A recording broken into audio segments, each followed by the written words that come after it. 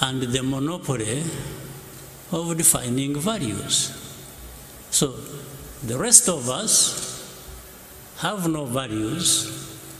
We've just to keep learning from these ones who define the values. And by the way, the danger also is, it doesn't matter how long you take learning, you will never qualify. You will just always be branded somebody who has no values or who comes from a place where there are no values. So I want to put this case clear. Those from the north who always assume where BBC comes from, who always think they are the face of values, the rest have to follow. It's a big mistake. It's not true. We have values too. We here in Rwanda, in Africa, we do. No question about it. Second, there are some of these problems we have had in our continent, in Rwanda. Those from the north who define or want to define values have been part and parcel of these problems we have been facing. Some of them have actually been the cause of the problems we face. But at the same time, like the genocide here that took place here in Rwanda, where 1 million people over were killed. Well, I remember, if your memory serves you well too, I'm not inventing anything. The debate that went on at the UN, it was like, you know, these developed rich countries, those who define values, simply took it like, these are just Africans killing each other. These debates were in the open. But you think that is true? You think the divide that actually led to this genocide was just a creation of Rwandans? Not the people from the north who actually divided this country? Told people to think of themselves as belonging to one ethnic group and the other to think as belonging to another ethnic group, and therefore they should kill each other. Not only are they different, but they should kill each other. Would you believe that? Would you tell me that the 20 million people, this is documented by other people, not by me, who were killed in the Congo, were killed by other Congolese in the old days of King Leopold? And you think all that just disappeared in a moment? Then you had the savages coming over and taking over their own countries and killing each other? And then the others assume the higher ground, they are up there in the north and keep pointing fingers at those of us and think we have no values and we just are there to, you know, we don't respect freedoms, we don't respect human rights. Sure, you think so? BBC, you think so? You take time, you broadcast, and from morning to evening, this is literally just abusing people. You're abusing Rwandans, you're abusing Africans, you're values. What values do you know, my dear sister, on behalf of BBC? So, I want to assure you, there is nobody in the BBC or anywhere else thereabout who would be holding values better than we do here in Rwanda. Except if we just want to cover up the mistakes of the same people who want to define these values for us. Or really tragic mistakes of things they have caused. So, when you are saying that, you may tell somebody else, people who don't have time to think or who don't have a history that where they have struggled with these complications, yes, they will. But here, those of us who have faced what we did, who have gone through what we did, we take our responsibility. Of course, genocide could not have happened just on the hands of others who brought it to us. No. We, Rwandans, have a responsibility. We have our share of the blame for it. But there are others who should take responsibility for that. So I just want to let you know that these issues of upholding values and so on, as far as I'm concerned, as I know, as far as Rwandans are concerned, we don't need any lessons from BBC or from anyone. I tell you this with firm conviction. So,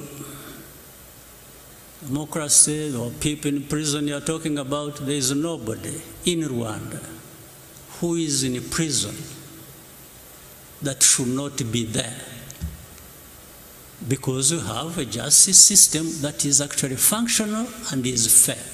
Let me tell you something instead. Actually, there are people who are not in prison who should be there. There are no people who are in prison that shouldn't be there, but there are people who are not in prison who actually should be there. And I'll explain to you if you want.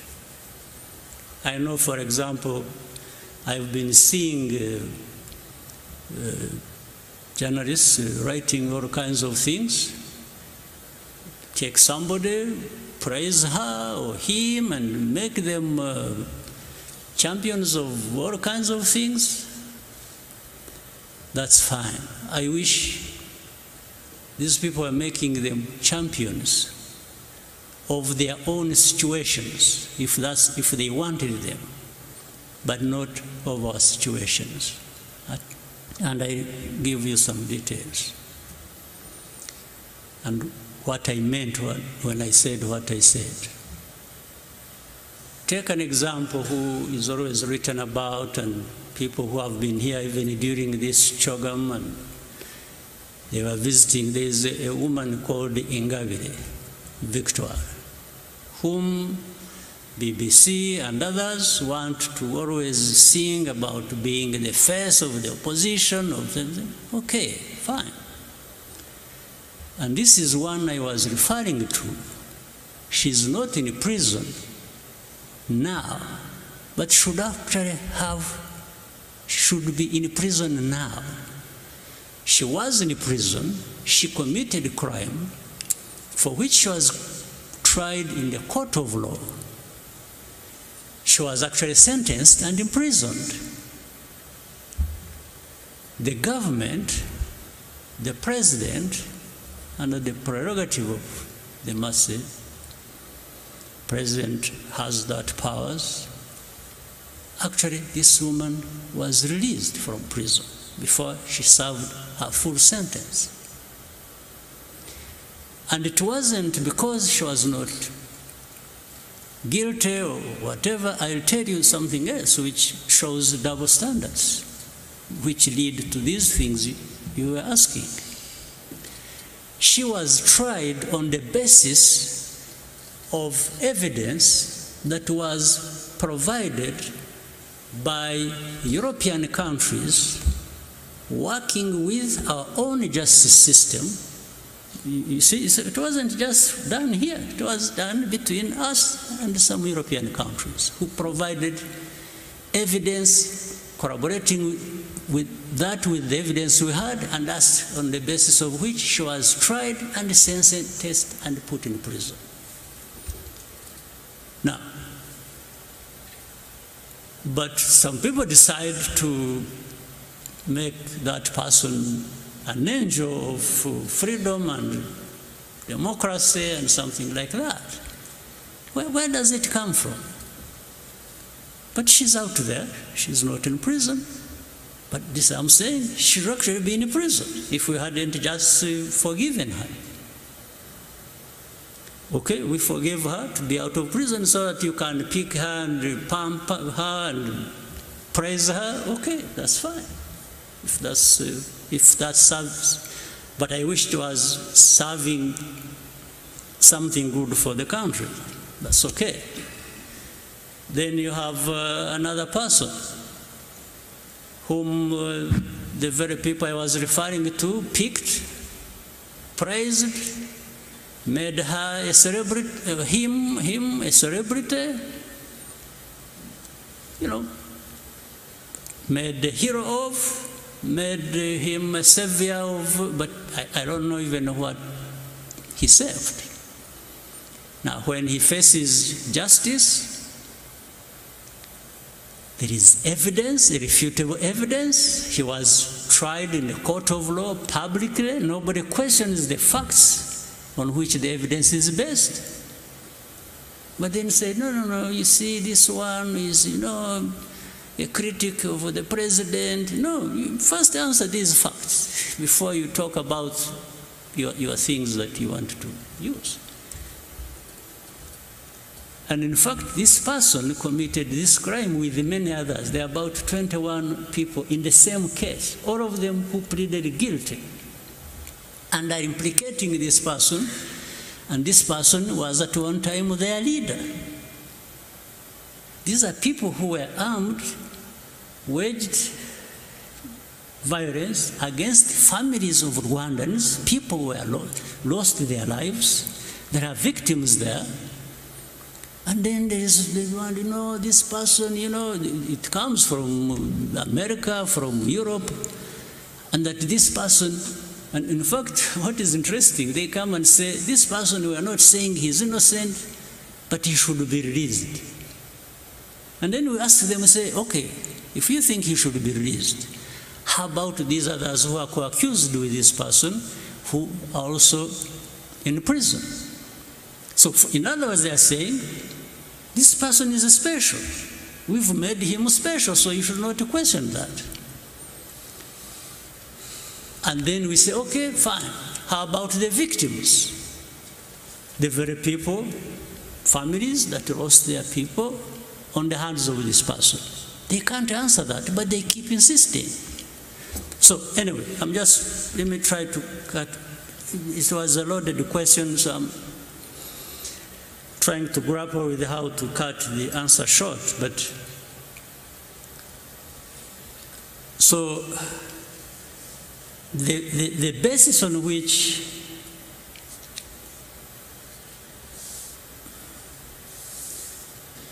these judgments are made is not necessarily right. It's not correct. So I'll let you make a decision at some point what to believe or what you should be making other people believe, but I know by my answer in whatever way, maybe you're already framing a completely different story about what I said, or giving it a frame in which I didn't put it, but that's okay. Let me quickly talk about the migration problem with the UK.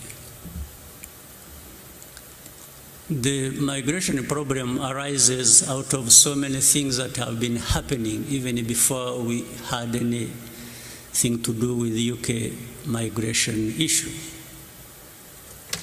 We have so many refugees here in Rwanda, Congolese refugees, Burundi refugees, many, in their tens of thousands.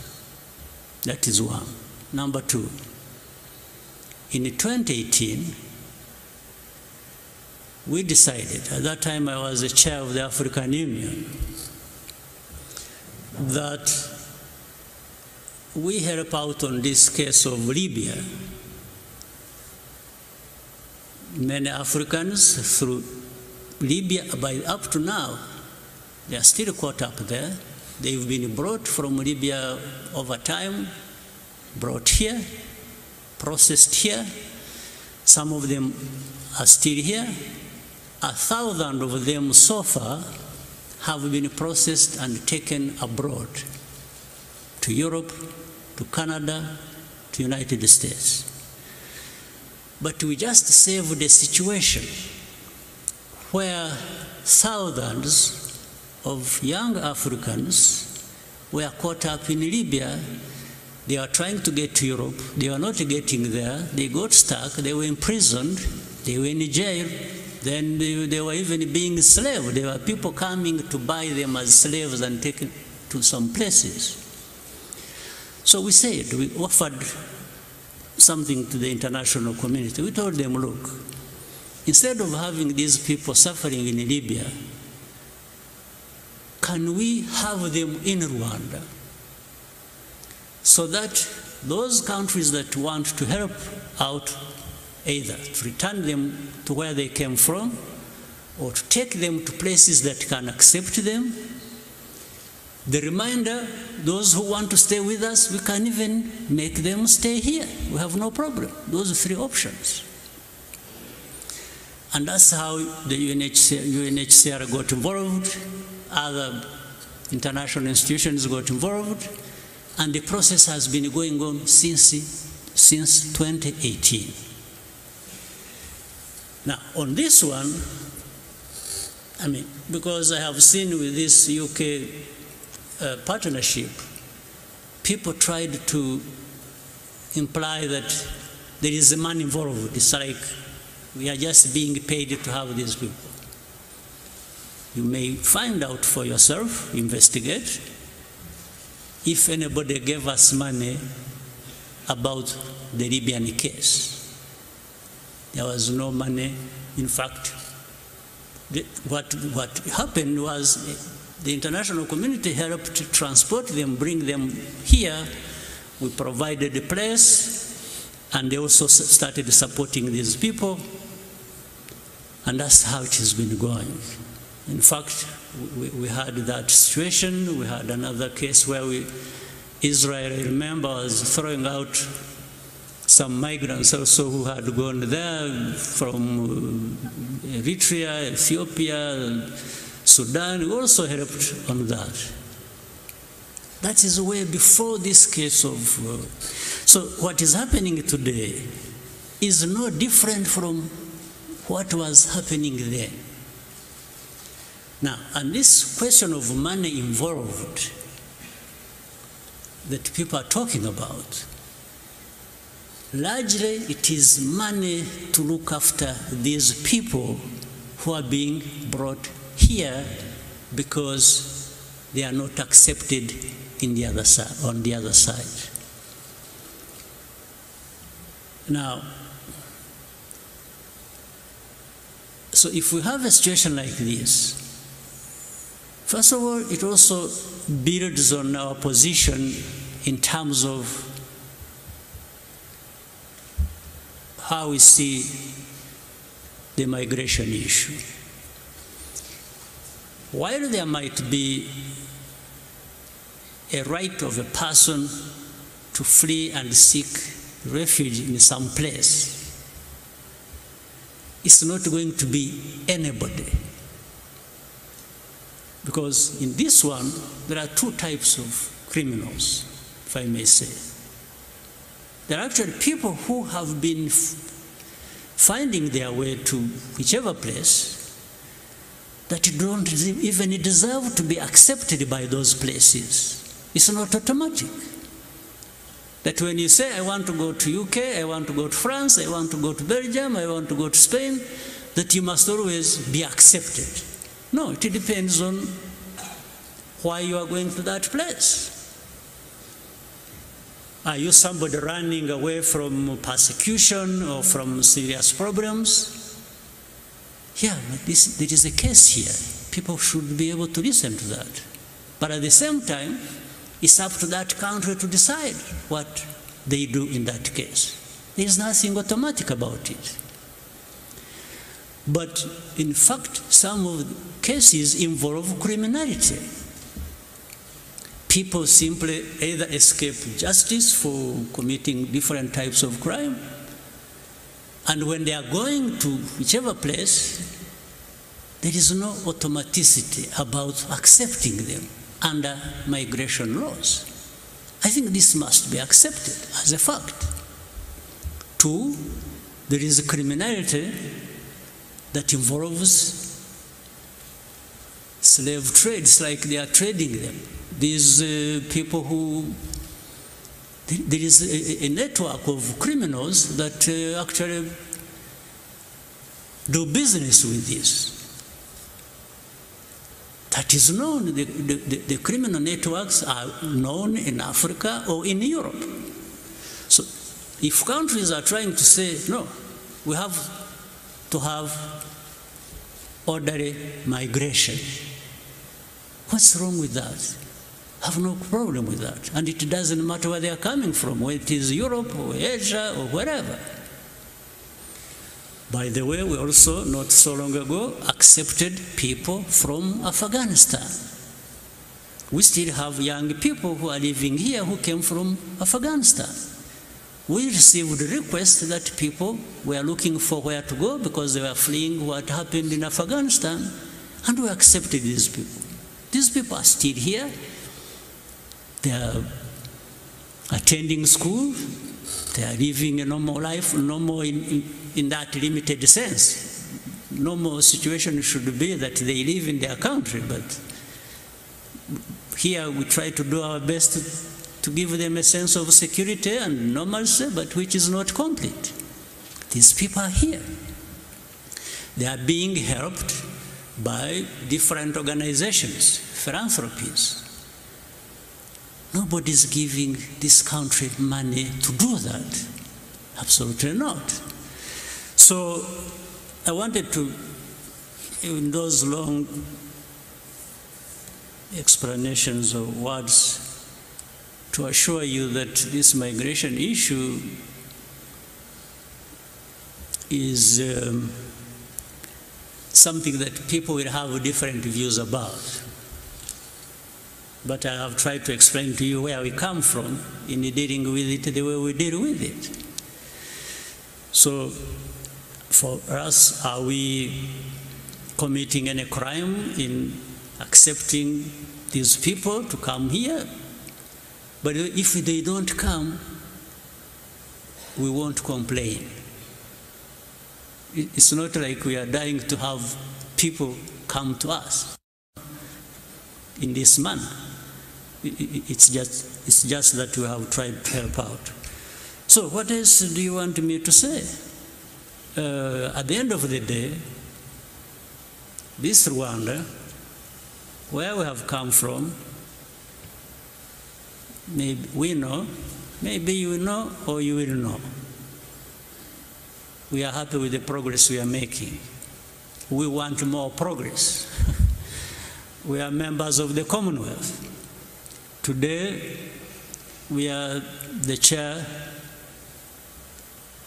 and we will try to work with other members of the Commonwealth and make the best use of this opportunity for the benefit of everyone. There is no offense we have committed about that, and we don't apologize for the progress you have made, the challenges you have faced, and I hope it is also realized that I have been looking around in this world, I know, to find where everything is rosy and everything is fine. No, I haven't found that place. I wish I could find it. Maybe I would learn one thing or two. So sorry to consume all the time on this, but it was because of the weight of the question. So back to you. Thank you very much. I think we've run over significantly on time, I'm afraid. So I think that's the last of the questions. Thank you very much, Your Excellencies, for participating, and thank you for coming for Cyogm 2022. Good night.